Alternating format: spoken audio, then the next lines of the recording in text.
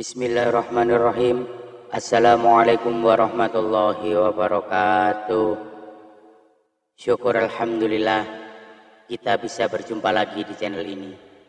Shalawat dan salam selalu dan tetap tercurahkan kepada junjungan kita Nabi besar Muhammad sallallahu alaihi wasallam. Allahumma sholli ala sayyidina Muhammad wa ala ali sayyidina Muhammad.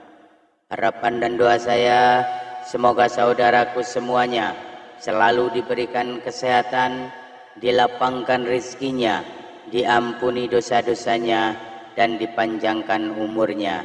Amin ya rabbal alamin. Sahabat beriman yang dirahmati Allah, ada sebuah kisah diceritakan bahwa seorang lelaki melewati sebuah kawasan perkuburan.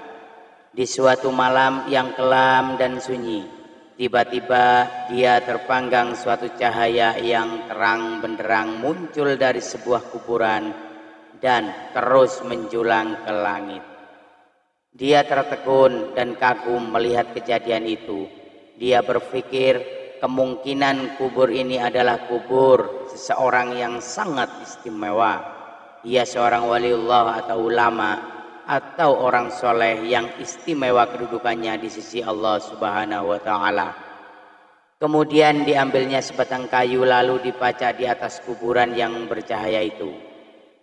Keesokan harinya lelaki itu datang lagi ke kawasan perkuburan itu dengan ditemani beberapa orang kampung.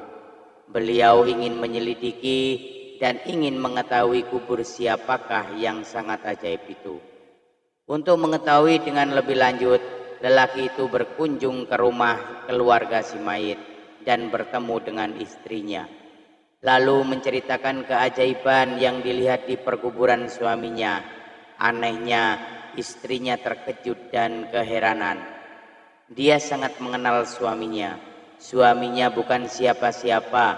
Suaminya seorang petani biasa saja, bukan seorang yang alim, bukan seorang ahli ibadah, bukan orang soleh, apalagi suaminya bukan imam, bukan muadzin, bukan guru Al-Quran.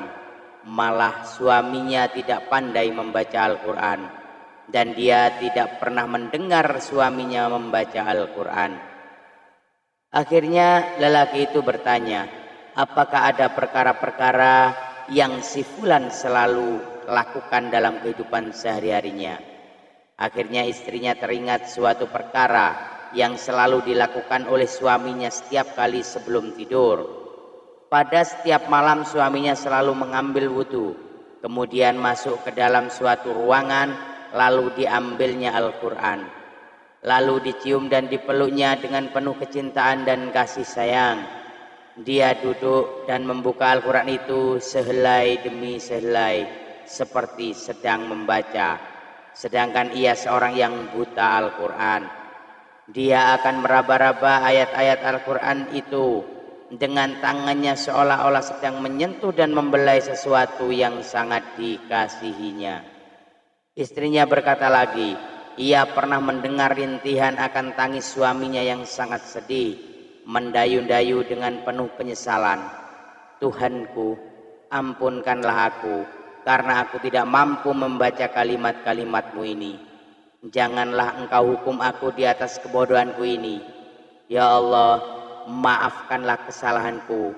Aku tidak mampu membaca kalimat-kalimat-Mu. Aku tidak dapat bersahabat dengan-Mu. Aku tidak dapat memahami-Mu. Tapi aku sangat mengasihi-Mu. Aku sangat mencintai-Mu. Ya Allah, janganlah Engkau mendakwa aku. Jangan Engkau menuduh aku di hadapan Allah di akhirat nanti. Kemudian lelaki itu meminta untuk melihat Al-Quran kesayangan suaminya itu.